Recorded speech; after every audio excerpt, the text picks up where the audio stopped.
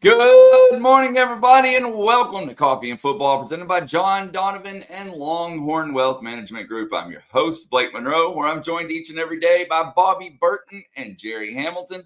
Be sure to tell us where you're checking in from, what you're drinking, get your questions in. We're going to get to those here in just a little bit. The chat already very lively this morning, so love to see that. And guys, yesterday was move-in day for quite a few people. Let's start with that. Jerry, I'll let you take the lead on that one. Well, 25 players officially moved in yesterday. That number will go to 26 because there's a little note on Zealous Hicks I'll get to. There was an addition to that group. Grayson Littleton ended up being a midterm early enrollee. I said last night on Longhorn livestream, when I was by the school there before he committed to Texas, he was thinking about being a midterm guy. When Texas released the class on December 4th, he was not an early enrollee, so he got that done late, got cleared by the clearinghouse, and he is in Austin on Zealous Hicks. He is still, since he was a 26 reclassed to 25, it's kind of been a whirlwind. He is waiting on the NCAA clearinghouse to check off. That's going to happen. It's just he's just a few days behind some of the other guys. That should happen this week, and he will move to Austin the day that he's cleared by the clearinghouse again, since he reclassed from 6 to 5, and then getting all those transcripts in. The clearinghouse is going to be a little later to clear him, but it's expected to happen. Should be later this week. So Bobby, that'll mean 22 of 25 from the number one ranked class will be on campus for spring football now, with the caveat that Jonah Williams will just sit in on football meetings and is already working out with the baseball team this spring. And then Smith Orogbo will be out with a knee injury, rehabbing a knee injury early in his senior year. So we believe 20 of those 22 freshmen in that number one class that moved to Austin over the weekend, 20 will be available for spring practice. But 22 of 25 of that number one class are in Austin. And I can tell you this as well, in talking to some people, Torrey Becton is extra motivated right now. I think he is extra motivated after that Ohio State game. So gird up your loins, Texas players. I love it. The one thing that is interesting, all those players actually start school today too. Yeah. So it's move in and go straight to school, guys, because it's going to be happening. All of those players start school, including the portal transfers, Jerry, because you talked all about the freshmen, but Cole Brevard, Travis Shaw, Jack Bowmeister, Brad Spence. Those guys start actual school today as well for the Longhorns. Texas also hosted an official visitor over the weekend, offensive lineman Emmanuel Pregnon out of Denver by way of USC, a 2-year starter for the Trojans. He actually was on campus this weekend. We can confirm that. Had dinner with Sark and Brandon Harris over the weekend. We'll see exactly what comes of that at this point. A number of schools also involved there, including Tennessee and Oregon. He is a 2-year starter, 6'5", 325, 330 pounds. He is an interior offensive lineman that the Longhorns are looking at and talking to, at least at this point. All right, other news and notes to talk about. Obviously, it's time for players to make NFL decisions, for players to make portal decisions. And the first of note came yesterday, or actually the first of note came Friday, when Quinn Ewers confirmed what we had been told all along, that he will be heading to the NFL next year. He told that to Pete Thamel of ESPN. And then yesterday, Kelvin Banks started us off by announcing his departure to the NFL. Kelvin, all I can say, buddy, is congratulations. You deserve it, and go get him. You see him holding, the Lombardi right there with the block of granite. He also won the Outland. All you did was come in and start every game you were available for, bud. And you were a man from the day you stepped foot on it and acted that way. Congratulations. I'll just put it that way. My hat's off to that young man, because never a false step, Jerry. We talk about young players going 2 steps forward, 1 step back. I don't know that Kelvin Banks, his entire career at Texas, ever had a step back, and he was just forward all the way. And that's how you end up an All-American, end up an early draft eligible player, and going to be a top 10, top 15 pick, whatever they come up with. But dude, congratulations. You earned it. Go get them. The second one that announced yesterday, Jaden Blue, a young man out of Klein Kane, came to Texas after skipping out his senior year in high school, Jerry. And then he took a little different route than Kelvin Banks, if you recall. After his freshman year, we had heard that he was thinking about or going to enter his name in the transfer portal. Yeah, he opted not to and come back and compete for the spring. And wow, he made a change for the better.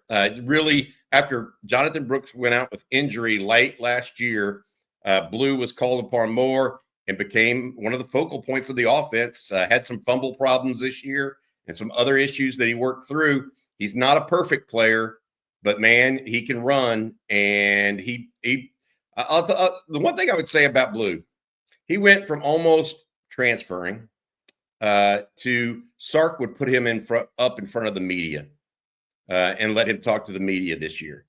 And that's usually a sign of someone that Sark trusts, Jerry. Now, he may not have trusted him with the football running and fumbling, right? But mentally, he trusted him. So Jaden Blue scored 14 touchdowns this year for the Longhorns, by the way. Really a big factor in the playoffs. 2 against Clemson, 2 against Ohio State, as well as 1 against A&M late in the year. 5 touchdowns out of the last 4 games. He is off to the NFL. You can debate whether or not he's going to be a 3rd-round draft pick or a 7th-round draft pick, but somebody's going to find use of his speed somewhere. 2 Longhorns making that decision. Hayden Connor also announced he was going pro, but he had an extra year if he wanted it. We did not think he was going to take it, but Hayden Connor, hats off to you too as well. A 3-year starter for the Longhorns. Yeah, for the chat, we asked this last night for those that weren't on live stream. Where does Kelvin Banks rank all time as an offensive lineman at Texas? From an accolade standpoint, he's probably number 1.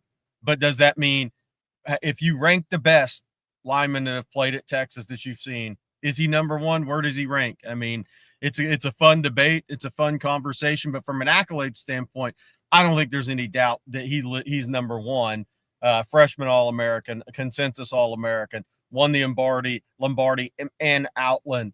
I mean, all SEC. I mean, all Big 12. I mean, you just go down the list, and he's as decorated of an offensive lineman as ever played at Texas, or at least in the modern era. So where would you rank him? And that's what'll be interesting, because from an accolade standpoint, he's number 1. But is he the best that everybody's seen? And by accolades, Jerry, I went and did some digging on this after we had that conversation last night. The one that a lot of older Texas fans would point to is Jerry Sizemore, who was a first-round pick, number 3 overall pick by the Philadelphia Eagles. Played a dozen years in the NFL for the Eagles. He was a Hall of Fame, or he's a college football Hall of Fame type guy. Was played in the Super Bowl with the Eagles.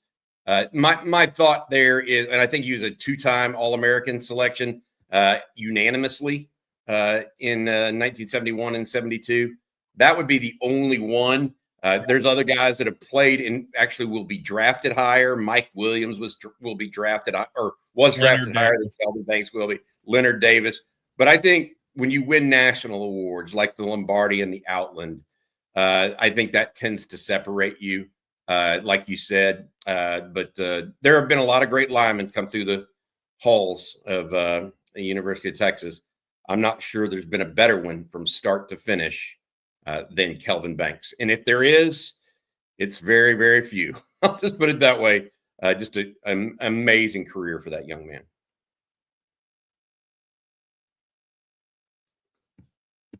Forgot I was muted. Got a lot of questions to get to, some super chats as well, and more to talk about. But before we do that, Bobby, can you let everyone know about Longhorn Wealth Management Group? Yeah, absolutely. We'd like to thank our sponsor, John Donovan, President, Longhorn Wealth Management Group, who's excited to sponsor Monday's Coffee and Football for the 3rd year in a row. Hook 'em, John. We appreciate you. John's a proud Texas Exes Life member whose wife and 6 siblings are also UT grads. This family passion is what led John to brand his firm Longhorn Wealth Management and dedicate it to providing investment, retirement, insurance, and estate planning services and solutions to Longhorn families and friends across the nation. Like all UT fans, John was frustrated at the end of the game on Friday. Boy, John, you're not alone there, my man. I think we all were, for whatever reason, whether it was the long play at the end of half or the final fourth and goal or second goal from the one. I mean, you name it, a lot to be frustrated about. But if you're frustrated with the complexity of how to build and maintain financial freedom, John would like to offer you a free 90-minute private consultation to show you how a certified financial planner like John can help you maximize your wealth, minimize your taxes, and secure your legacy. So either call John and his team at Longhorn Wealth at 972-707-4900 or go online, www.longhornwealth.net, to schedule your free 90-minute private consultation today. Hook them from John and the Longhorn Wealth team, 972-707-4900. All right, guys. Before we move on to our next subject, I do want to read this super chat here from Maddie M. Thank you, Maddie, as always. Maddie says, good morning. Big thanks to OTF and Longhorn football for a thrilling ride. You guys are awesome. Thanks for the amazing coverage. I'm so excited for 2025 and beyond. Well, that's a good time. That's a good time to start in. Texas staff's on the road recruiting this week. They're going to be seeing top 2026 prospects. Junior Day is coming up on the 25th. It doesn't stop for the staff. It slowed down for a day for us, but recruiting is year round, and the staff has missed time on the road because they were in the playoffs, and now they get to go hit the ground running with back-to-back national semifinal appearances and another round of 10-plus NFL draft picks coming up for the Horns. So things are going to be very positive on the road recruiting. But it's here. It's here. Those guys, that staff got exactly, I don't know, Bobby, 6 hours to reflect. And then the newcomers moving in, and now they're hitting the road early this week recruiting, and we'll be out seeing top 2026 prospects. And I expect more offers, a few more offers to go out here in the next couple of weeks as we close out January. Don't forget about the portal. That's the other thing that they can't slow down on, right? They've got portal stuff going on at the same time. So Longhorns have a lot ahead of them. I will say this, this isn't a requiem on the 2025 season or anything, or 2024 season, but yeah, it was a hell of a ride. Was it not a lot of fun for y'all? I mean, it was fun for me. I mean, so much fun. Just beating the tar out of OU, going up and beating Michigan in the Big House. First ever trip to the Big House. I was there. I mean, just tremendous, right? Beat all three rivals. Going to Atlanta. I'd never been to Atlanta. I've been to Atlanta for a football game, but never for the Longhorns. And I went twice in 1 year, right? I mean, it was a lot of fun. Beat the Aggies in College Station. I mean, come on. That if that didn't bring a smile to your face, I don't know what would. I mean, they just had a really good year, and it was fun to watch them. Were they perfect? No, they were not. Were they good? A really, really good football team and fun to watch and fun to root for? Yes. I mean, what did they have? One off-field guy transfer mid-year. One. I mean, we didn't sit here and listen to guys have to worry about them getting in trouble with the law every week. I mean, I know that's that's one part of it, but all of that pushed together. This is a good group of kids, and I say kids, they're 18 to 22-year-old men, but it was just a good group, and they were easy to root for, to be honest. Sark's easy to root for because he's just pretty blunt, and so I think that it was fun. I had a hell of a time following it, covering it. It was good. It's what you want out of your college football team, in my opinion. Anytime you beat all three of your rivals and make it to the playoff, that's a good season. Great season, no, because now there's different expectations, and especially after a second straight tough loss in the red zone on offense. Yeah. Let's be real. It ends unless you're the national champion, it always ends with a little bitter taste. I think this one ending very similar to last year makes it a little more, because Texas would have been favored in the national championship game this year, and last year they would not have been. But anytime you beat all three of your rivals, make a return trip to the playoffs, first 12-team playoffs, successful first year in the SEC, sign the number one class. By the way, there's a consensus theme for all these kids that in this freshman class that arrived in Austin. They want to get Texas over the hump. There's talk about this already. There's a competitiveness here with this group to saying, what can we do to help get this thing to the finish line? And it's interesting with all these recruiting classes, Bobby, is, with classes that come in after you win it, it's kind of like, oh, we just expect it to happen. We talk about this all the time. The classes that come in and are still part of the building process, those guys come in with even extra motivation, because they see how close the team gets, and then they have an opportunity to come in and be the difference in their eyes in getting a team over the hump. It's a great place to be for the Texas program. You wanted the title, but this next group of guys coming in, they have a real want to be part of bringing this thing home for the Horns. We'll see if they can get it done. Well, Jerry, going back to coaches on the road and recruiting, David Parcell has a question for you. And thank you, David. He says, Jerry, can you tell us who the 2026 high is, please? I think that one will come out somewhat soon. The 25th, maybe 26th. We'll see. We'll see. Yeah, I got you. I'm not guaranteeing it's possible, though. Yeah, I understand. I know who it is, guys, but I can't tell. Hey, before we go to the next super chat or next question in the queue, Blake, I want to mention that we're monitoring a number of guys right now and their decisions. DJ Campbell is one. I think he's still waiting on some more feedback, or at least he was as of the weekend. Cam Williams has to. These NFL guys that are making a decision or trying to make a decision have to decide by Wednesday. January 15th is the NFL cutoff. So if we don't hear anything, it's likely that they're staying. But DJ Campbell's one. Cam Williams also has to go get his knee checked out this week. That's the whole deal with his decision. So that's one. Matthew Golden has not announced his decision. He's expected to go pro. Isaiah Bond is similarly situated in that regard. We are hearing, at least as of right now, that Michael Taft is expected to return. Trey Moore was leaning at one point last week to leaving. Now we're hearing that he's leaning towards staying. There are a lot of guys that are kind of up in the air, and until they actually make official announcements, we're not going to announce it for them. I'm just telling you what we're hearing from behind the scenes so that y'all can kind of follow along.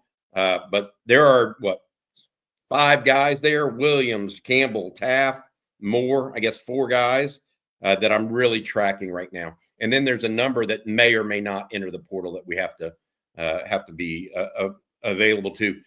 Of those, I really think Cam Williams is likely to go pro, but we're going to wait and see exactly what happens there. The one thing that could keep him is if the knee thing's been lingering for at least half the season, and it's how long would he be out? Would he miss the NFL workouts? That's going to be a big part of this. What exactly ends up happening with his knee? Yeah. All right. I do want to say, John Garcia, you put in a super chat early this morning. Nothing attached to it. If you're still with us and if you'll send that normal, I will make sure to fix that for you for sure. And then Ben Nichols says, good afternoon, fellas, from the gloomy UK. It was my first season following college football, and I really took a love to Texas. So thank you for all the content you guys do. That's pretty cool. That's really good. Have a spot of tea with us in the morning or the afternoon. All right. We got a lot more to talk about. But first, Bobby, will you let everyone know about Tecovas? Yeah, this is one of my favorite advertisers, no doubt. Anywhere worth going is worth going in good boots. Born in Texas in 2015, Tecovas are handcrafted with every stitch on point. Tecovas boots are made for a good time and a long time. I love the fact that they're already broken in for comfort right out of the box. And Tecovas makes it easy for anyone to find their favorite boot with all kinds of sizes and styles. Tecovas are simply the best boot around. I really like that they can be daily boots, or you can feel dressed up on them. I wore them to Atlanta, had a little fun there. Right now, get 10% off at tecovas.com/Texas football when you sign up for emails and texts. That's 10% off at tecovas.com/Texas football with Tecovas Best in the West guarantee. You also get free returns and exchanges for 30 days, so you can feel free to try them out. Tecovas.com/Texas football. See site for further details. Tecovas, point your toes west. I've had a pair and absolutely love them. Then once you get your boots, Jerry, you need to get some sunglasses as well from the good folks at Gooder. The sunglasses will go back on when the too early top 25s officially hit after portal season concludes and Texas is number one by some people, but they're not now. But why Gooder is the question. Stylish sunnies starting at only $25 a pair. No slip, no bounce, all polarized, all fun. You know that's 100%. 1-year warranty, 30-day free returns, don't need any of that. I am a big fan. They have 3 new high-performance styles. High-performance sunglasses designed to make you feel like the best athlete of all time. I think everybody in the chat and on the show needs these glasses. I'm a big fan of the Bug G's, the aerodynamic wraparound shades for next level performance. These buzzworthy active shades have trendy oval shaped lenses and come packed with high performance features, aerodynamic dual lens frames. I will be using those when I start riding the bike again because my face and body says I need to. If you want to support the show and try a pair, Gooder is giving On Texas Football, all caps, listeners free shipping. You can go to gooder.com//On Texas, all caps, and use On Texas for free shipping. Gooder offers a 30-day money-back guarantee. I have to read it. You don't need it. And 100% satisfaction, which I've guaranteed before. Again, that's gooder.com/On Texas, all caps, and use On Texas, all caps, for free shipping. And I know we'll be seeing all those Texas Gooders at the spring game. That's not that far away, guys. It's really not. Going to be late April again, I think. Yeah. Right now. Really not. Man, that comment earlier got me thinking about how good this season was. And it was just, as much as, you could talk about, they laid an egg against Georgia, right? The first go round really did. That was probably the most disappointing part of the season. The second was the second goal, or that failure there at the end of the game against Ohio State. But they were very consistent football team. They were inconsistent in the third quarter. Don't get me wrong, but they were just you kind of knew who this football team was, and you started realizing how good they were on defense. And if you want to talk about things that you're happy with that came from this season, I think that one of those things is that the defense even took another step. You know what I mean? Like, I thought they kind of solved their defensive problems. They weren't perfect on defense, but hey, they're playing good defense again last year, right, Jerry? I mean, they're playing good defense. They're not great. But the fact that they took even another step this year on defense, I thought was a very big positive for me. Because I didn't know if Pete Kwiatkowski, could get him to that next step, even with a pass rush, right? I think that I was very excited for Quinn. That 4th and 13, I think, ultimately cemented his legacy at Texas. I mean, I felt a change after that play where 50% of the people felt like, oh, Quinn's not as good as we think he is, or he's not as good as people say he is. We want Arch, etc. To after that play, I felt like everybody finally got on board, right? Not everybody, 75 to 80. You're never going to get everybody. But he ended his career being that guy. There's a lot of good things that kind of were under the surface for me to make this a special year.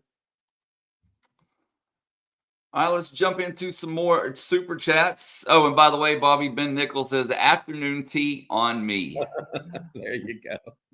Hey, if he's never been to a college football game, come out and meet on Texas football next year. Whether that's in Austin, hey, maybe it's a shorter trip for you. Go to Gainesville for the Florida game when Texas is there, or Georgia when Texas is in Athens. Then tease on us. Yeah. We might put a little something in the tea. Yeah. That make you have a little bit better time. Yeah. Cody Hook, thank you for your super chat. Cody says, good morning, Longhorn family. Just wanted to tell you guys thank you for everything y'all have done and all the hard work put in this season. Hook 'em. Hook 'em. I agree. Thanks for joining us, Cody. We appreciate you. And then Kevin Randolph, bear with me here. Kevin says, and Kevin, thank you. Bobby, can you speak a little on what's next as far as evolution of the program? Can I take a shot too? Yeah, absolutely. Of course. The thing that for me that I see coming, the next wave, I guess is the best way to put it. I think Texas is going to start looking more like Ohio State did as a program. And what I mean by that is Texas had a lot of highly ranked players on that field on Saturday or on Friday. Okay. Ohio State had more. And I thought that actually Ohio State probably had a little bit more talent than Texas at running back, for example, at wide receiver even. Texas is going to start looking more like that over the next couple of years because these recruiting classes aren't just good, they're great. And they're not just talented, they're extremely talented. One of the things I wrote yesterday, and I truly believe Texas has 4 guys on its roster that I think have a chance long-term to be like elite guys. And that's Colin Simmons, Anthony Hill, Arch Manning, and Ryan Wingo. That's 4. Most college teams may have 1. Like right now, Sam Leavitt may be the only guy that would be mentioned that way at Arizona State, right? I'll just give you an example. Jeremiah Smith's that way at Ohio State, and Caleb Downs is that way. Texas has 4. Texas starts getting 5 and 6 of those guys at a time, Jerry. That starts to be Georgia. That starts to be Ohio State. That starts to be Alabama of old. And so my point on that for everyone is that I feel like that's the next iteration. That's where this goes from here. If Sark, in my opinion, can continue to build, and I see absolutely no reason for him not to be able to. I mean, that Texas is going to be a hot school in recruiting. There are people that right now, Jerry, I think, and you would agree with this, that, I mean, the uptake is just higher. And I've got to be honest, with NIL likely being somewhat diminished in future years, being a hot school is going to be even more valuable, right? So I think that's the next evolution, or that's what it's set up to be, at least, I think is the right way to put it. What do you have, Jared? I was just going to say, on the field, it's going to come down to being able to end the games that absolutely have to do it. Can you run the ball enough? And when you're going to have to be better than 111th in the red zone. That's the next evolution, part of the evolution that has to happen for Texas football, aside from what Bobby said. Else we'll be having the same conversations after the seasons on most years. I mean, that's just the reality of this right now. You have to be able, on second and on first and goal from the 1, you have to, be able to punch the thing in like Ohio State did to Texas the series before, which was the difference in a tight game. And then you have to absolutely be better than 111th in the red zone. That those 2 things don't add up to championship, which is what people want. That's going to be the next part of this process for Sark, in my estimation. I thought Johnny Nansen was a tremendous addition defensively and higher. You're going to have the guys like Scotty Hazelton, who are really good coaches, who are in between stops. You bring those guys in and those guys are only expected to be here a year. and they're going to help bridge the gap and help kind of tie things together. Joe DeCamillis did on special teams 2 years ago. Scotty Hazelton with the Nickels this year. I thought Johnny Nance was a tremendous hire.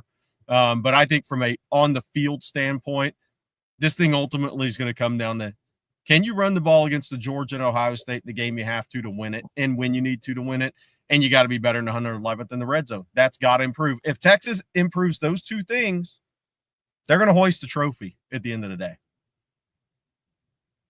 I see a bunch of people commenting here also in the side chat, Jerry and Blake, talking about missing Cedric Baxter.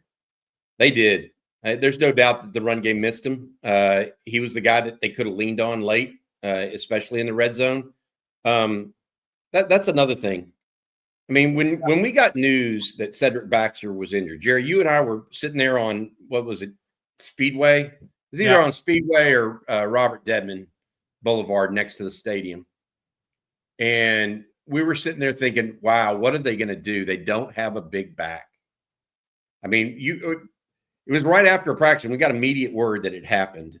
Yeah. And we were like, man, that is the one position they could not afford, because they don't have a reasonable proximity except for maybe Jarrett Gibson. And even he's not as highly rated or as good as Cedric Baxter was coming out, right? Yeah. And Sark maneuvered around that. So we can talk a little bit about the lack of a running game. And even though they had a 1,000-yard rusher, I completely agree with Jerry. I mean, that's something they're going to have to learn to do to close out games in a better way. But the point being, they overcame some obstacles this year too. The team really did. So yeah, my hat's off to them. They did. Absolutely. I mean, look, in no matter what, because when Baxter went down, look, in injuries happen, but injuries to your very best guys at a position, right? They impact you. And it impacted how Texas, and Weiser had a great year, but impacted how Texas had to run the football. I mean, that's just the bottom line. But look, inside the building, whether it was Young, whether it was poor man's in a complimentary way, he was being compared to Edgerrin James. They thought this guy was about to have a monster season. So that was a hit. And there's a reason Nick Saban, despite, maybe what people that watch Baxter all the time, Nick Saban before the season at SEC Media Day said was the best running back we went up against last year. And he didn't mean the best, I don't think, runner with a football necessarily, but he meant 3-down back. You could do anything with him. He was great in pass pro. He could make the same sig calls that the quarterback could make. You could split him out. You could do anything with him within your scheme. Those guys are hard to replace. You can replace production sometimes, but you can't replace a 3-down back who does everything really well. Texas didn't have another physical back ready, period. Yeah. I mean, I'm not, and y'all know I love Trey Wiseman, but he's just different. Yeah. He's just different. Trey Wiseman not going to lean on people, right? 3rd and 1, he's not leaning on people to get the first down. He's going to do his hellacious best. Don't get me wrong. That's right. But Baxter's just he's that guy that tries to move the pile. All right, moving on here. We have one from MP Houston. Thank you, MP. He says, I love Sark, PK, Nansen, this team, and OTF. Is it August 30th in Columbus yet? I'm going. Y'all meet us there. Columbus is an easy Southwest Airlines flight from anywhere in Texas. I got to be honest. It's easy. By the way, I want to mention this too. All this stuff we've talked about, portal, recruiting, everything, guys going pro. Which college coach is going to get an NFL job? Because Bobby, it sure feels like somebody is. I mean, James Franklin interviewed the Bears. Ryan Day's being talked about with the Bears. Bears want to talk to Marcus Freeman. Dion's going after the Las Vegas Raiders job. Sark, and we're not saying it's happened, been mentioned. It would be surprising to me if we didn't have one of these college coaches that ended up in the NFL. Who's that going to be? And how's that going to impact the portal? Because guys will have 30 days to jump in the portal if their coach leaves. Somebody's going to get a job. So a little news on the Raiders. The Raiders have kind of made it known that Dion is not going to be involved in their job. Right. Tom Brady's not going to go in that direction since he's a minority owner, and he apparently is taking a lead in trying to attract the next head coach of the Raiders. Sounds like he favors the offense coordinator up at Detroit right now for that Raiders job. But, we'll see what happens. I mean, I agree about whether it's James Franklin, Marcus Freeman, Ryan Day. Those guys leave, and it's just like if Sark were to leave Texas. Yeah. Think of all the players that would be possible to go elsewhere. We'll see what happens. But we're not out of the woods as far as college football head coaches taking jobs. There are still some recruits out there. We mentioned Emmanuel Pregnon, the offensive lineman out of USC that visited Texas over the weekend. There are a number of pieces still out there that Texas is looking at in the transfer portal. We'll see if anything comes of it. And on a related note, speaking of coaching changes, Corey with the super chat, thank you, Corey, says, will there be any staff changes? Do you think that PK could get a head coaching offer? He's probably had them before and not really acted on them. The problem that PK has now, he's priced himself out of a lot of jobs he would easily get by being one of the higher paid coordinators in the country. Right? He's going to end up probably making $2 million next year, somewhere around that.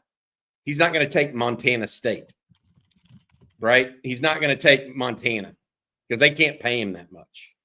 And so I think PK has been a career assistant, but he's owned his side of the ball and is very comfortable there. I think Sark definitely wants it. Will there be staff changes somewhere along the way with Texas? Yeah, that's very possible. There has been every single offseason, by the way. Yeah, but it's always the good thing with Sark. It's never been wholesale. No, it's always been one or two. Yep. And so it's easier to backfill one or two. Whereas, for example, with Mac in his final years, he was looking at replacing 5 guys a year for like 2 or 3 consecutive years. So we'll see. I don't know that there's any expected right now that are just 100% expected, Corey. Very possible for staff changes. But I don't know that PK in a head coaching gig is necessarily where he wants to go. It may be past his time to take that leap also. Usually those things go, if you're going to be a head coach, you go do that in your late 30s, early 40s. And I would say this for PK too. I'm not sure he's, you got to love recruiting too at some level in the college level to be a head coach. I don't think he's in this because he's loves recruiting. That doesn't mean he doesn't do his job in recruiting, but it's different when you're the head coach taking over a program, Bobby, and recruiting is your everything to start. I'm not sure that's what he is. Jack here, our friend Jack with Super Chat says, thank you to all the Horns that won't be with us next year, especially Quinn. It's been a pleasure. Yeah, good stuff. I mean, Hayden Connor, Jake Majors, Kelvin Banks, Jaden Blue, Matthew Golden, great job this year. Baron Sorrell, I don't know what to say talk about a guy that always made steps going forward with his career. Just hats off to you. Alfred Collins, Vernon Broughton. I'm trying to go through the list. David Binda, Mo Blackwell. Congratulations. Gavin Holmes, kind of an unsung guy in the secondary. Andrew Makuba, we only had you 1 year. Jade Barron as well. Just some good guys out there, Jerry, that Texas got to replace. And they're moving on. And like I said, we had a great time. And one of the reasons we all had a great time were those players. Yeah. So thanks, Jack, for that post. We agree.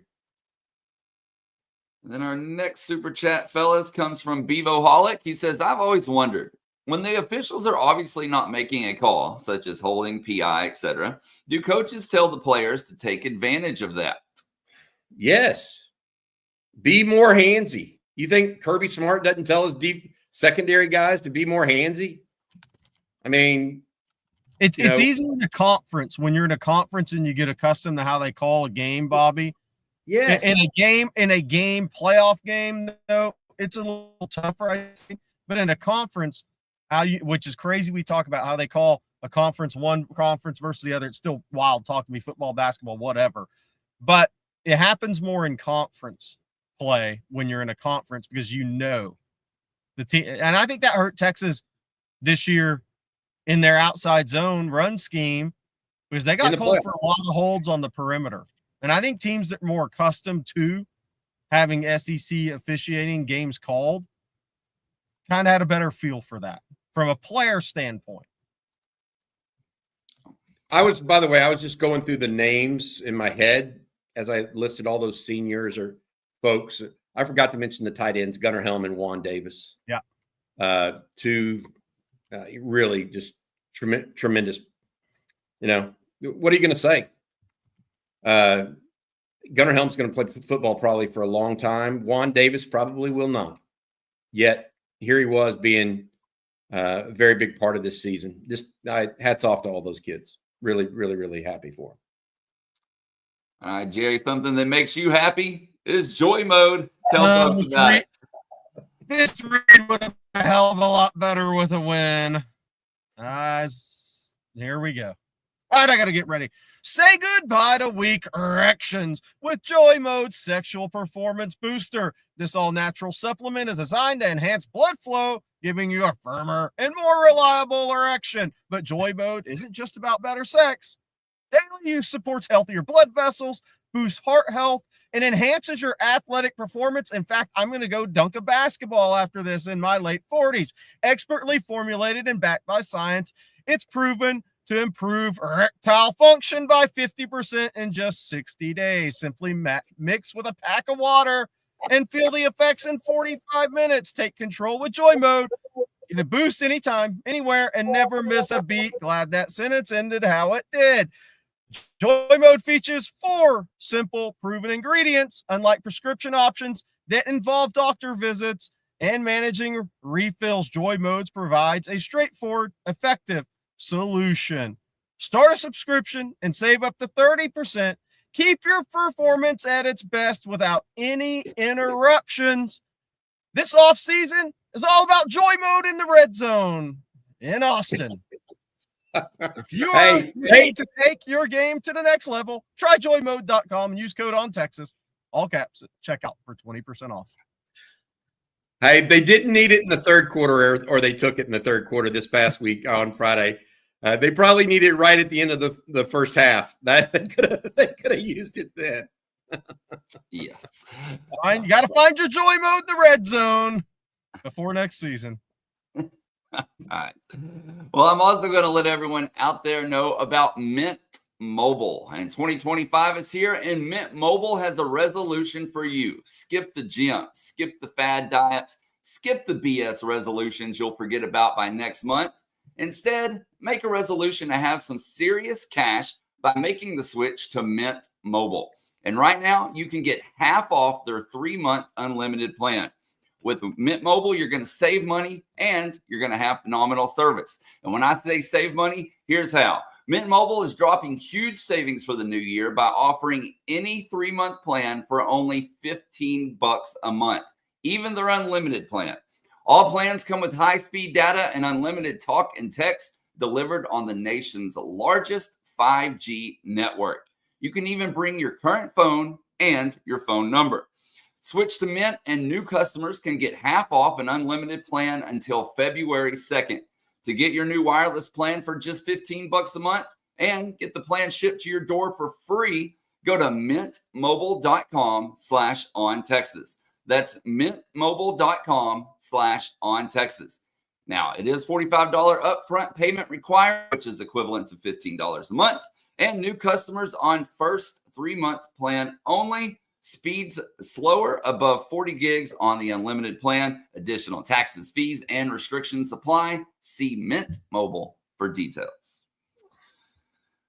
All right, we got more super chats, more questions to get to. And let's start with this one from Freelance Society. Update on Derek Williams. He could be part of that impact player list if he's healthy.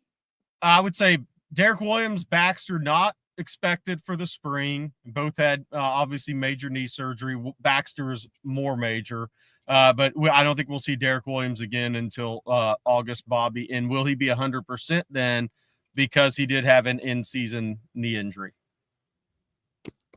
Totally agree. I think that you just got to wait and see what he could do. Could he be part of that list? I think so. I don't know that he's we'll see. I wouldn't put him on category right now with Colin Simmons or Anthony Hill, or Arch Manning or Ryan Wingo. I think maybe that, and that's what I'm talking about. What is Texas's next steps? It's guys like Derek Williams that are going to be, they're elevating the second level of that Texas team overall. I hope he heals. That's the biggest thing. Because the one thing about Derek is that he is a sledgehammer. There's no doubt about it. But he's got to keep his speed to be effective at his position. And so this offseason and this rehab is extraordinarily important for a safety. Just extraordinarily important. So that I'm more concerned about that than maybe necessarily deciding where he belongs in that categorization. All right. Edgar here. Thank you for your super chat. Says, first, thanks to OTF for all you did this year. My wife asked me what a NASCAR package is last week. Even she's become a fan. Also, do you have any concerns that success on the field can lead to poaching of our assistant coaches? Obviously, this kind of ties back into one of our previous super chats. Well, I'm a little different on this than some people. You hope that people want your coaches. Yeah. If they don't, I mean, like when Rick Barnes is at I'm not talking about basketball game. When Rick Barnes is at Texas, I listened to him tell high school coaches at a camp, if people aren't coming for my assistants, I probably hired the wrong coaches. I've got guys that are too comfortable. Yeah. I would say that's the truth. People, everybody talks in the offseason, oh, is Tashard Choice going to stay or go? Hey, it's great that Tashard Choice is a desired player, whether that be the NFL or college. That's a great sign that everybody would hire Tashard Choice. That means you got a great one if you're Sark. I mean, and look, these guys they're going to turn down some opportunities, or they're going to have opportunities and may never be made public or people really know about it. But you want a staff that is in demand. If you don't, I'm not sure that's where you want to be as a head coach. And our next one comes from Trace Little. Trace says, is Texas the cool school now? Are we going to see more commits sooner and high-level ones at that? So I don't think Sark's changing his recruiting approach. They're just now getting on the road this week to evaluate more guys in 2026. Could Texas have 10, 12 commitments right now? Absolutely. Do they want 10, 12 commitments right now? Absolutely not. Look, all these top guys too. The other thing is, and I'm not saying Texas can't get 2 or 3 more guys, that met in their process earlier, potentially. I think that's certainly possible, but we all know how Sark operates from a recruiting perspective. Portal too. Like there's a question earlier, did we lose the portal race? No. The portal race continues. Sark they go at their own pace here. But from a high school standpoint, the vast majority of these kids are going to make their official visits and make their junior day visits in January, February, make some spring visits, unofficial visits around spring practices, make their official visits in June, and decide before their senior season. And the reason I think is twofold is one, if you're a top prospect, you obviously think where the schools you're looking at, do I have a chance to come in and play early? Well, the portal, what happens through the spring and the portal can affect that. Some schools you're looking at. 1, 2, then NILs change the game. I mean, these agents, they wouldn't want their guys committing earlier, Bobby, because they're not really maxing out their leverage through official visits. So that's a big part of this in recruiting as well. Yeah, I think that Sark's, kind of wait approach or patient approach, so to speak, works. I also would say this: a lot of guys that commit to Sark early don't necessarily stick. Yeah. We've seen that the last couple of years, right? Racine Guillory was one. I mean, there Anthony Williams, the linebacker out of Shadow Creek last year. The two that stuck this year, Emory Winston and KJ Lacey. But they lost Brandon Brown after Bo Davis left, right? Yeah. So it's a little hit or miss. I think that Sark wants there to be a dance a little bit in recruiting. He doesn't want it to just be easy for either side. He wants to make sure that the discussion is real and thought through, because he doesn't want to have to go back and re-recruit players over and over. He'd rather just have it one and done. Most college coaches are that way, but Sark seems to put action behind those words and seems to stay with that as well. So I hear what you're saying, Jerry, and I agree with it. Sark's not. I don't think that, even though Texas is a cool school now, and that's what Jerry said at the outset, I don't think Sark's changing his ways because of it. He's still going to fight for the guys he thinks are great players. Because here's the thing too with that is, if you make too many NIL commitments early on, and then you change your mind, somebody better you see, that's a different deal in recruiting nowadays than the past. Yep.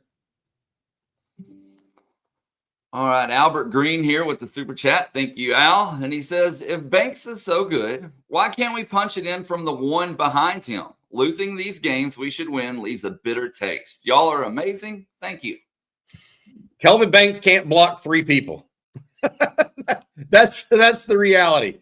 They had more people on the line of scrimmage than Texas could block. That's all. And they overload. So, I mean, I think if Sark had 2nd and 1 to do all over again, would he do it all over again? Absolutely.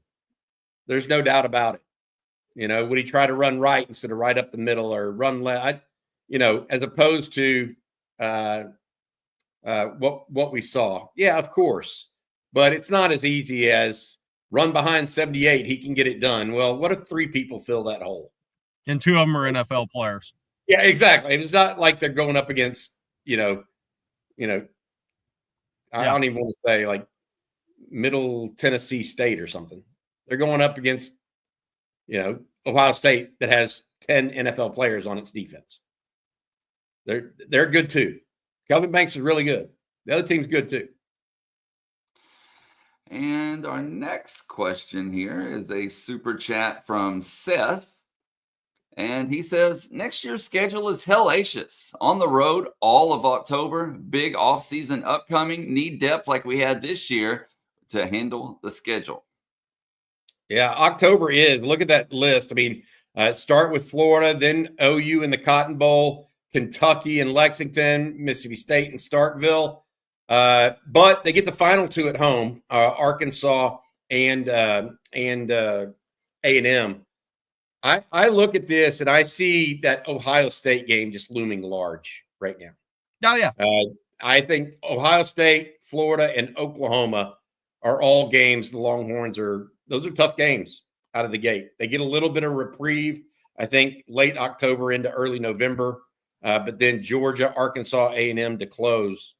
It's people can say what they will, but Florida with DJ Lagway is a different team next year. They're also recruiting well, as Jerry's mentioned. So they're amping that up. Oklahoma with a quarterback. Let's see if that makes them much different this year. New offensive coordinator as well. And then Ohio State's going to be loaded. Now they will be a different team on defense with different personnel, but they still have highly ranked players coming up. And that's what I meant, like what's next for Texas, that conversation. It's that they're still going to have guys. They're going to be NFL players. So it's an interesting schedule. I could see it playing out a number of different ways. We'll see how it goes. I do think that how Texas fills out its roster this spring with some portal guys is going to affect that overall number for Texas too. I think they need Texas needs some more defensive tackles for sure. Hey, by the way, we've talked about the road trips to Florida and Georgia, but we will be doing coffee and football live at Waffle House in Starkville and a post-game show at Dollar General. So if y'all haven't been to Starkville for the game, y'all come on out. It's a beautiful place. The cowbells ring really true in your ears. It's a great city. I mean, so we're going to, again, coffee and football, Waffle House, post-game, Dollar General. Come on, join us. I don't even know if Starkville has a Waffle House. They just may have a Huddle House. They may have a Huddle House there. Y'all, if you're not from Mississippi or the Deep South, you may not know what that is. But yeah. All right, Bobby, let everyone know about Babbel. Yeah, absolutely. Time to talk about Babbel, the extremely popular language learning app. Be a better you in 2025 with Babbel, the science-backed language learning app that actually works. Don't pay hundreds of dollars for private tutors or waste hours on apps that don't really help you speak the language. Babbel's quick 10-minute lessons are handcrafted by more than 200 language experts to help you start speaking a new language in as little as 3 weeks. More than 16 million people have used Babbel. I've been using it to improve my Spanish, my daughter with her French. Come on and give it a try. Let's get more of you talking in a new language. Babbel is gifting our listeners 60% off subscriptions at babbel.com/ontexas. Get up to 60% off at babbel.com/ontexas, spelled BABBEL.com/ontexas, babbel.com/ontexas. Rules and restrictions may apply. Again, more than 16 million people use Babbel to improve their language learning. Thank you so much for your sponsorship of On Texas Football. All right, let's jump back into some super chats here. And this next one comes from Burt Reynolds Jr. And Burt says, we need to hold Sark accountable for not having a replacement power back behind Baxter on the depth chart. I mean, okay. We can hold him accountable. I mean, he may do though, dude. That's the thing. Like, everybody's going to have negative things happen to him during the year. He got it done without that. Now, he didn't get all the way, and so we need to hold him accountable. You want to hold him accountable for 13-3? You also got to give him a pat on the back, dude. Like, I think it's all nice. Holding people accountable isn't just holding them down and tarring and feathering them.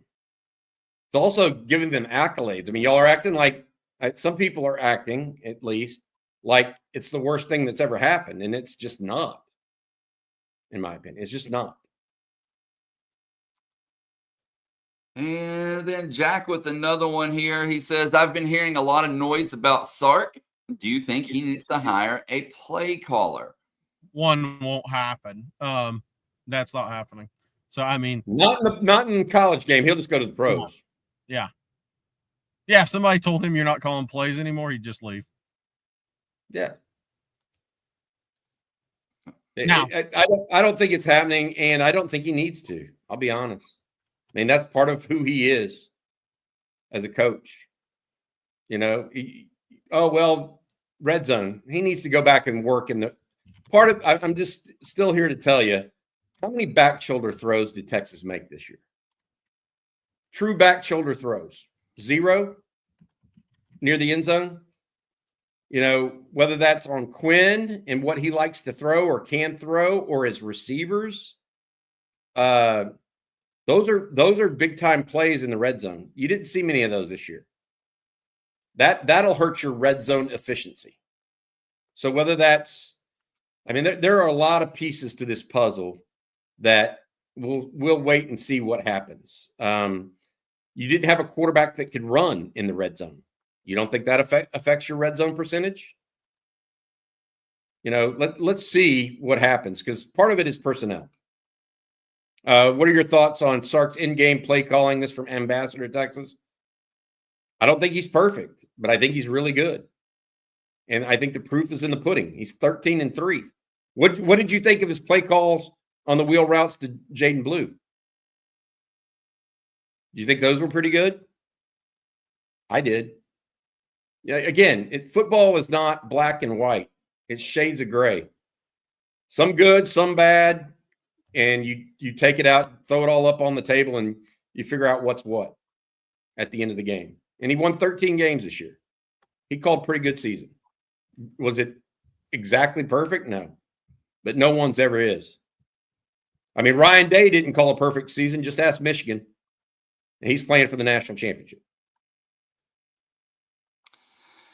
And then our next one here comes from Edward.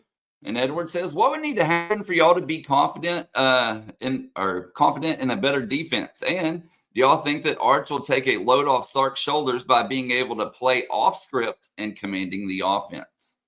So on the defense part, look, if Texas adds a disruptor out of the portal at D-line, whenever that is, Jermaine Lole was a late guy, then I think they're going to be just fine, because I think they have really going to be better over the ball next year. I think they, with Cole Brevard and even in Travis Shaw, those are two 330-pound guys that have a ton of experience playing over the as a zero or a shade.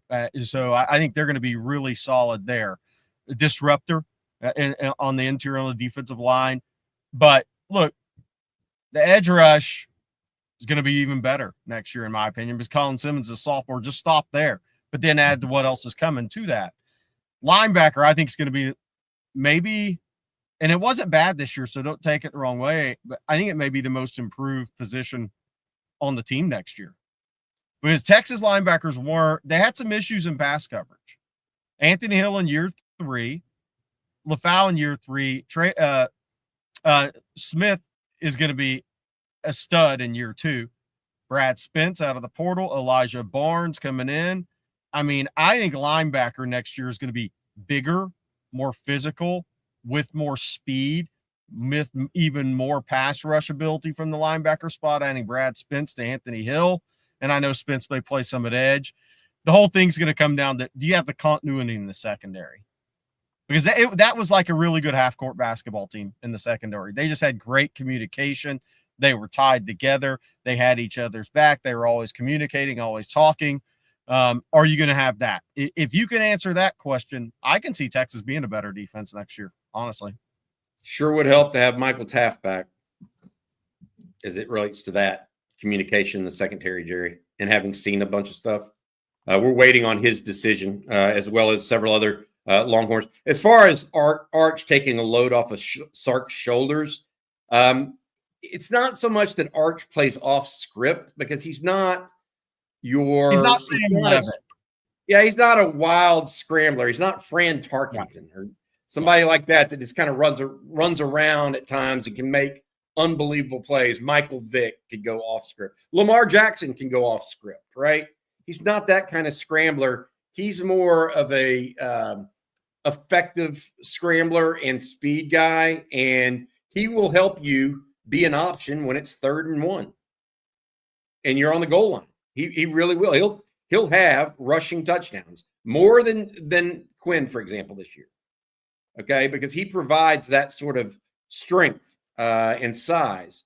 I think that it's not so much about going off script with Arch. It's going to be what can he do within the confines of the offense, and then run when called upon. Because the one thing you can't do, you can't leave him alone on a zone read. You just can't. You saw that against UTSA when he took it 67 yards to the house. So it's not so much that freewheeling off script element, I guess, but there is an element of the run game there that's going to be for him. By the way, I got to go back to something that was said earlier. I can't remember who said it, but they mentioned that their wife now knows what the NASCAR package is. My wife knows that too now. So I think that's funny. That's funny. Hey, by the way, Blake, bring back up the Texas schedule real quick. I know you still have that graphic. All right, let's look at this real quick. Ohio State, new starting quarterback, could be redshirt freshman Julian Sand. Florida, same quarterback. OU, new quarterback. should be improved, but let's see the parts around it. Kentucky, new starting quarterback. He played a little bit in Austin. Mississippi State, new quarterback. Their guy left to be a backup at LSU. Pavia returns. Georgia, it's going to be new starting quarterback Gunnar Stockton. Arkansas, Green comes back. A&M, we'll see on that. So, again, outside of Lagway, pretty good schedule in terms of quarterbacks next year for Texas. Just wanted to point that one out. Better quarterbacks this year, though, in my opinion, because you're going to have Mateer, Lagway. Ohio State will have a competent quarterback compared to what Michigan put out there last year. He'll just be putting his first. He'll be just playing his first game ever. Kentucky's quarterback will be better, in my opinion. Vanderbilt's quarterback will be slightly better. You would think A&M's quarterback will be better. Arkansas's quarterback a year older as well. So we'll see how it goes. It's going to be big games early. But the good thing is you're not facing Lenore Sellers in year 2. You're not. There's some good things in that schedule. Garrett Nussmeier in his final year. So the only team you wish you had on there was Auburn. Yeah, because of Jackson Arnold. I mean, even Nico provides a threat in year 2 as a starter. Texas' schedule, as far as the quarterbacks they're facing, is still it's better than what Oklahoma's going to face. Let's say that. Yeah, I would agree with that. All right, Roy here. Roy says, "I know hindsight's 20/20, but why not run Arch 4 times on the goal line? Do the same snapping through Helm's legs and let Arch work." There would have been more condensed defensive sets. The safeties were much closer to the line of scrimmage on the goal line because they didn't have to, all they had to do was contest 10 yards behind them, not 50 yards behind them. And I think that snap is a little risky on the goal line, isn't it? But we'll see how it goes. I mean, we can relitigate that all we want. And the answer is still going to be the same. He chose a different play.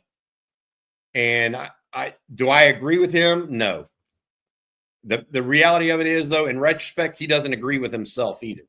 You don't think Steve Sarkisian wants that play call back as much as every single person on this chat and more? He does. He realizes it. He wants it back. He's as big a competitor as any you or I. So I hear you. I think they could have done a number of things differently in that scenario. And it wasn't like the Jarrett Gibson dive play was a bad play, by the way. I mean, there was a little bit of a hole to the right. He just ran it right up the gut. So I hear everybody's pain, and I agree with it. But it's done. Nothing we can do about it now. Casey has this. Clemson, and we're not saying it's true, but Casey's saying Clemson about to hire Penn State's DC Tom Allen. So we'll see if that comes to pass. Going back to Arch for a moment, it's 420 somewhere. It says, was Arch even available? It looked like he was knocked out on that run in the first half. I said that. I think it was iffy, guys. From what I was told yesterday, I think it was iffy. Yeah, that's part of it. I mean, he got hit in the back of the head when he fumbled. Yeah. And he looked clearly dazed as he was walking off the field. So I think that's a fair assessment by Jerry. Iffy. And you don't put somebody that's iffy in there on the goal line to take snaps. And one other super about Arch from Naaman Roberts. Arch is instinctively athletic. That's the bottom line. Thank God. Yeah, it should be. I mean, we should have more scrambles and more scramble for yardage next year. No doubt about that. That was not Quinn's strength. Jerry, here's the bigger piece for me as it relates to that. Quinn took a lot of self-sacks. He did not escape pressure real well, in my opinion, this season. Don't you think Arch can be better at that as well because of his athleticism and self-sack maybe less? That's kind of my hope as it relates to Arch. Yeah, I mean, I think some of this is going to have to play out with Arch, and I would agree with that. I think the biggest thing I see is linebackers have to be cognizant of the threat. The backside run, right? Yeah. Or even linebackers in their depth of drops. It's a different game when you have a quarterback that can move. So if that causes a step and a half less depth at times, what does that do for your offense? We'll see. I think it may open up the middle of the field more. That's my guess. Ooh, I love it. that kind of got me excited on a Monday morning. That's my guess and bet is linebackers won't be able to play at the same depth all the time last year because they have to be cognizant of a guy that can run it for 5-6 yards. So we'll see. We'll see how or it plays 15. Out. Or 15. If you drop too deep. Yeah. Good stuff. All right, Bobby, before we move on, let everyone know about Longhorn Wealth Management Group one last time, please. Sir. Yeah, absolutely. Really happy that John Donovan, president Longhorn Wealth Management, has agreed to sponsor Coffee and Football for another year. As a proud UT alum, John has also served for 15 years as a Dallas, Texas board member and is now helping lead the build-out of the Collin County Texas chapter. While John witnessed in person the disappointing loss last Friday in the Cotton Bowl, he is extremely proud of the Longhorns for their stellar 13-3 season and back-to-back semifinal playoff appearances. John would like to honor that success by offering all OTF fans a free 90-minute private consultation to show you how a certified financial planner like John can help you succeed financially by maximizing your wealth, minimizing your taxes, and securing your legacy. So either call John and his team at Longhorn Wealth, 972-707-4900, or go online at longhornwealth.net to schedule your free 90-minute private consultation today. Hook them from John and the group at Longhorn Wealth Management Group.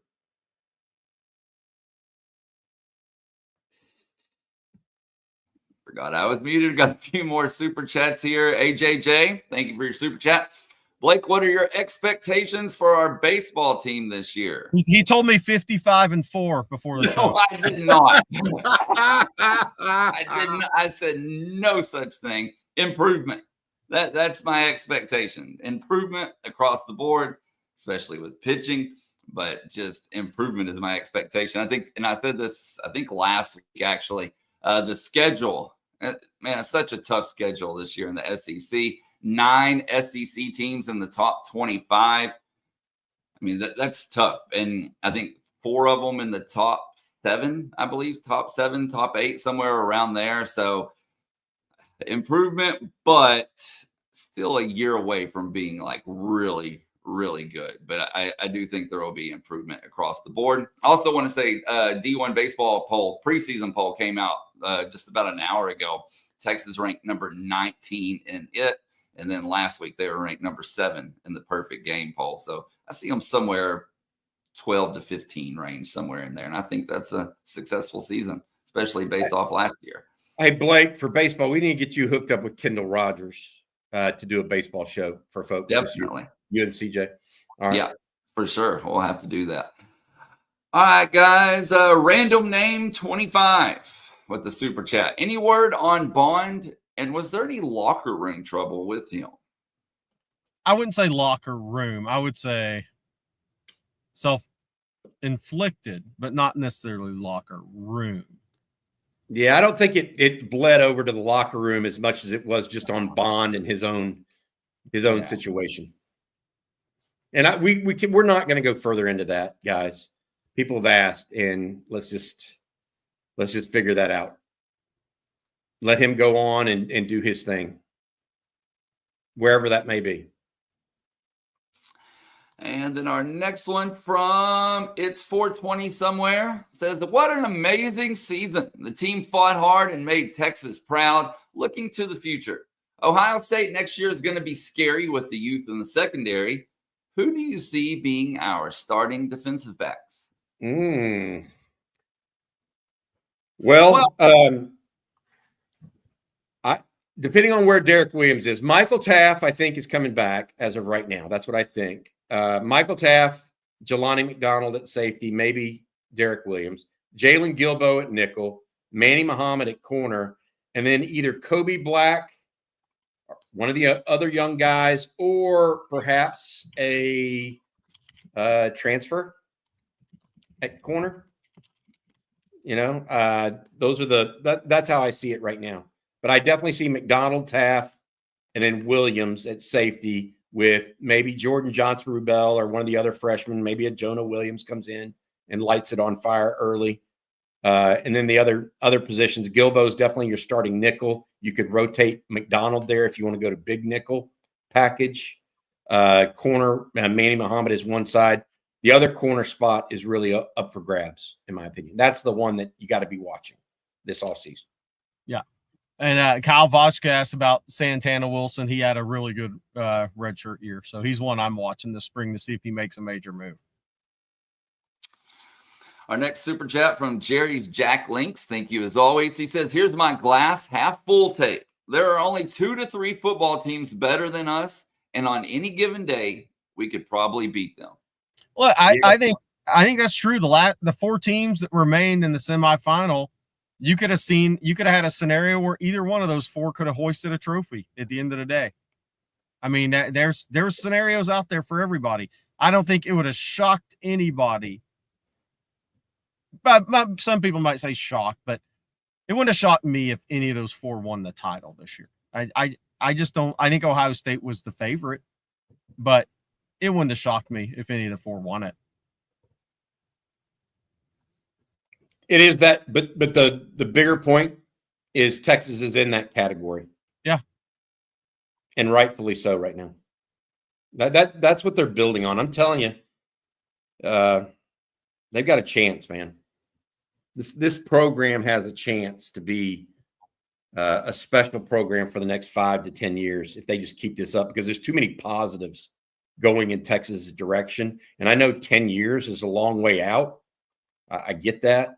But over the next 4 years, 5 years at least, the way that things are headed right now, they just got a chance. They got a real chance because they've got quarterbacks lined up, dude. And they've got a head coach that knows how to recruit. They've got NIL going. They've recruited well already. I mean, they've got a feel for what they want to do in the portal. By the way, speaking of quarterbacks, we're slated to have a special guest tomorrow morning. So if you guys and I want to double confirm it. It's supposed to happen, but we always double confirm the day before. But you guys will love who we're going to have on tomorrow. It's not a quarterback, but it's somebody with a lot of key information on quarterbacks. I'll say that. It's going to be a good one. Pinkerton's Barbecue says, amazing season. Sometimes you have to knock on the door a few times before it opens. Yes, completely agree. That's what Jerry calls it, hanging around the rim, right? Yeah. In recruiting, hang around the rim. Sometimes you get an easy putback, right? Thanks, Grant. Appreciate the super chat. I agree with that kind of idea or ideology. You want to be in that group often. And that's kind of that may be what's happening to Ohio State this year. This may not be their best team that they've had. Maybe their best defense they've had in a long time, but it's not their best team. They've lost a couple of games, but they've hung around the rim. I mean, C.J. Stroud is a better quarterback than Will Howard. Yes. That much is true, right? Yes. They've probably had better teams. That you got to hang around the rim. All right, Corey B here. Corey says, Texas needs to win it all next season because it gets harder after that point with Ole Miss, LSU, Bama, Auburn, South Carolina, and Tennessee on schedule. I do think the schedule after next year will get more difficult, and it'll present new challenges, different challenges. And it's what it's going to present outside of LSU. They'll all have returning quarterbacks who some of those guys will be in year 3. So it's going to be tougher. There's no doubt after next year from a schedule standpoint. No doubt. Texas is going to be tougher too. second-year Arch Manning, more of those young players getting. I'm not y'all. You can worry about the schedule right now. Texas needs to be worried about Texas. That's where I think this program is. Just my opinion. And we got about 2 more guys before we wrap it up today. This next one here from Clint. Thank you, Clint. He says, nothing about football, but with doing these shows every day, does it ever get tiring answering the same questions a lot? If we hear similar questions, we kind of turn them a little bit and talk about nuances of those questions. So yes, but not really.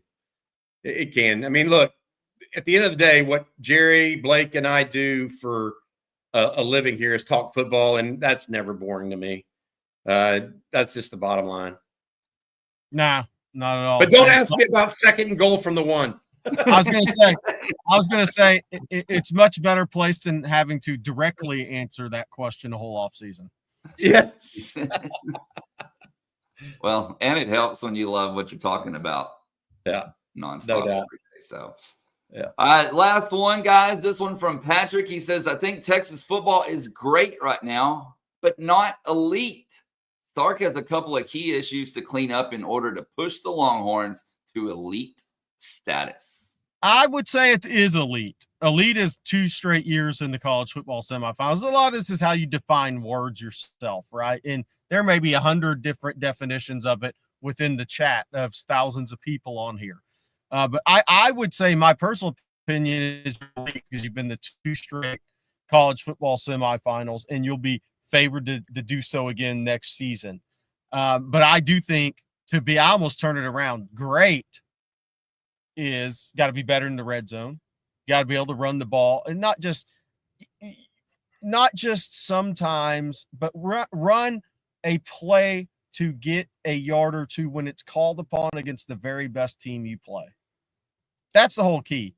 You got to punch it in to win a game, take it to overtime. You got to make that first down against all odds, against the one team that gave you fits before, the type of team that gave you fits before. That's when you go, to me, I just flipped the words from my definition from elite to great. Yeah. How many times has Texas been elite the last 15, 20 years? Once with Vince Young, or twice with Colt McCoy, maybe 3 times total. These last 2 teams are as good as Texas had. Whether that you call it a great or elite, I don't know. But it's there's a Bum Phillips quote about Earl Campbell. I don't know if he's the greatest of all time, but it sure don't take long to call the roll. That's where Texas is at right now. I don't know if they're the best. They're not the best. Hey, by the way, that question about going on vacation, the great thing about my job, why I love it so much, is it's the same, like vacation and the job. So whether that be February or March, when I hit the road and go see top prospects, I get to do that 5 days in Florida, and these kids are only on the field so much. So I get to do coffee and football from the beach. I get to go hang out and write a story for ontexasfootball.com looking at blue water. So it's kind of the same. I mean, it really is. All right, guys. Well, that's going to do it for today's episode of Coffee and Football presented by Longhorn Wealth Management Group. I want to thank them, John Donovan, along with Tecovas, Gooder, Mint Mobile, Joy Mode, and Babbel, all for sponsoring today's show. Thank you all for tuning in. All the great questions, the super chats. Sorry we couldn't get to all of them, but if you'll head on over to ontexasfootball.com, we can continue the discussion over there. And then be sure to sign up right now. Promo code OTFOG will get you a full year for $49.95. Again, promo code OTFOG at ontexasfootball.com. But Bobby, what about later today right here on the YouTube channel? I got to tell you, we're tracking exactly what everybody else is tracking because we put out all the news we had at the start of this. I'm guessing by the end of the day, there's more to be talking about. Waiting on Matthew Golden, Isaiah Bond, Cam Williams, DJ Campbell, Michael Taft, Trey Moore, among others, expected to make a decision today or tomorrow. I mean, Wednesday is the final day to enter the NFL draft for these players. Wednesday also happens to be the final day for Texas players to enter the transfer portal. I think we're going to hear about that. So what we're doing, I mean, while we were lighthearted there at the end, it's pretty serious right now around Longhorn land. Texas coaches are also off, also on the road. We'll be tracking that as well. Rod and CJ are back with Coach Shipley for the winning drive this afternoon. And Jerry and I have talking ball tonight. It's going to be all your questions all night long on Texas football. Thank you all for listening, and join us if you would on ontexasfootball.com. Fun time over there. I appreciate everybody putting in their 2 cents a little bit and having some real good, I think, fun-spirited discussion over there right now. Good stuff. We made it out of the show without hitting on men's or women's basketball, so that was good. Men's basketball in particular. Yeah. Women's basketball went down to the, got to make one more than 1-3 on the road against the number 2 ranked team. Yeah. Got to be able to make some. Got to be able to put the points on the board. All right. Tough. He also beat Alabama by 40 earlier. Yeah. In the week. I mean, Texas men's hoops didn't have the up and down; they just had the down. Yeah. Very well put. Be sure to hit that like and subscribe button, ring the bell so you're notified anytime we go live or post content. Of course, we'll be back same time, same place tomorrow. So for Bobby Burton and Jerry Hamilton, I'm Blake Monroe, and we'll see you then.